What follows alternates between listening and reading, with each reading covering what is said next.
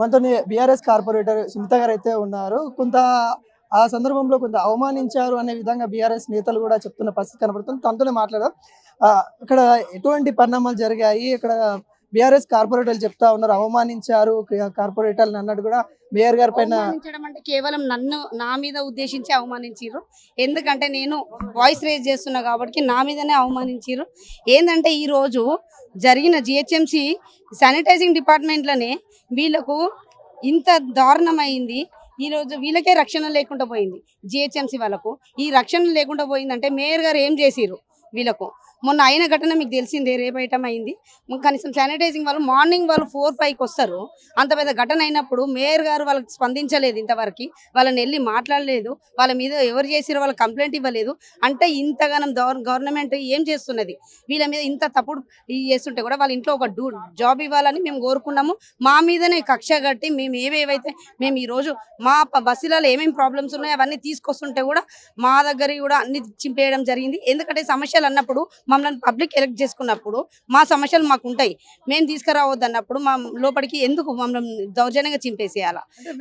మిమ్మల్ని అడుగుతూ సునీత గారు మీరేమన్నా మేయర్ పదవిలో ఉన్న మీరేమన్నా కార్పొరేటర్ పదవిలో ఉన్నారా అన్నట్టుగా తను వ్యాఖ్యలు చేసింది. వాటిని ఎలా చూస్తారు? అంటే ఆమె చేసిన వాక్యాలు ఇక మీరు చూసినదే లైవ్ గా చూసిరు.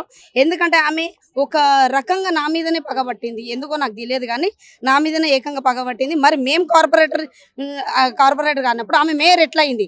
మేమందరం ఎన్నుకుంటేనే కదా ఆమె మేయర్ అయింది. మరి ఆమె ఆ ఉద్దేశంలో లేదు ఉండొచ్చు. ఇంకా ఆమె కాంగ్రెస్ లో గెలిచి మేయర్ అయింది అని అనుకుంటున్నట్టుంది. అదేం లేదు. మేము దాన్ని కూడా టార్గెట్ అంటే నేను వాయిస్ చేస్తున్నా, ప్రతి ఒక్కటి అడుగుతున్నా కాబట్టి నా మీద టార్గెట్ పెట్టుకున్నారు. వీళ్ళే కాదు, మేయర్ గారే కాదు, డిప్యూటీ మేయర్ కానీ ఎవరైనా సరే, రేవంత్ రెడ్డి గారే కానీ ఎవ్వరు పగబట్టినా మాకేం ఏం లేదు. మమ్మల్ని ఏడికి తీసుకుపోయినా పర్లేదు, మమ్మల్ని తీసుకొని జైల్లో కూర్చోబెట్టినా మేము సిద్ధమే. మేము ప్రజల గురించి ఇప్పటి వరకు మేము కొట్లాడతాము, సాధిస్తాము. ఇప్పటి నుంచి ఏం సమస్యలు ఉన్నా కానీ ప్రజల మధ్యకి తీసుకెళ్తాం.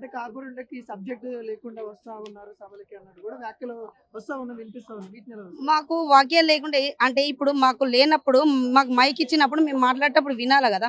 ఆమెనే మైక్ ది వాయిస్ కట్ చేపిస్తుంది. మళ్ళీ ఒకటి వీడియోగ్రాఫర్ని వీడియో తీయొద్దనంటే అంటే ఎందుకు మరి ఇవన్నీ? మరి వాయిస్ మాకు వస్తుందా రాదా? మా మధ్యలో కూర్చొని మేము క్వశ్చన్స్ ఇస్తే కూడా ఒక్కసారి కూడా క్వశ్చన్ రైజ్ చేయదు. మా క్వశ్చన్స్ అనేది తీసుకోదామి.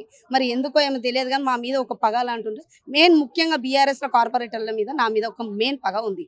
ఆమెకి ఎందుకో తెలియదు కానీ నా మీద చాలా ఉంది. మీకు నేర్పించి పంపించారంటే ఎవరు ఎందుకు నేర్పిస్తారు? మమ్మల్ని పబ్లిక్ ఎలక్ట్ చేసుకున్నారు. మమ్మల్ని పబ్లిక్ ఎలక్ట్ చేసుకున్నప్పుడు ఎందుకు నేర్పిస్తారు? మాకు అట్లేం లేదు. ఇప్పుడే కాదండి, గత లాస్ట్ మీటింగ్ లో కూడా షటప్ సునీత అంటే ఆమె వాక్యాలు ఎట్లున్నాయి, మా వాక్యాలు ఎట్లున్నాయో ప్రజలందరికీ తెలుసు. మీడియా మిత్రులు అందరూ చూస్తూనే ఉంటారు కాబట్టి మేము చెప్పేది ఏం లేదు. ఎవరికి ఆమె మేయర్ అయ్యి ఉండి కూడా ఈరోజు ఆ సీట్లో కూర్చొని మాకేం రెస్పెక్ట్ ఇచ్చిందో ప్రజలందరికీ తెలుసు. కానీ ఆమె మేయర్ కూర్చున్నప్పుడు అక్కడ ఎవరు వాళ్ళ మేయర్ అయ్యి కూర్చున్నదో ఆమెకు అది తెలుసుంటే చాలు. అది ఏమొస్తాయండి? ముంగట ఏముందంటే ఒక కోడిని కట్టి చూపిస్తున్నారు వాళ్ళు, అంతే. ఆ కోడిని చూసుకుంటే అన్నం తినమంటున్నారు వాళ్ళు. 2 కోట్లు అంటే 2 కోట్లు ఏం సరిపోతాయి? ఆ 2 కోట్లు కూడా ₹1,00,00,000 అంటే ఈ రోజు వాటర్ వర్క్స్ హెచ్ఎండి డిపార్ట్మెంట్ లో ఎంత దారుణం అంటే ఏ పని చేపించిన రోడ్డు మీద రేవంత్ రెడ్డి గారు ఎట్లయితే రోడ్ల కింద బాయిలు దవ్విన అన్నాడో ఈ రోజు ఆ విధం అవుతుంది.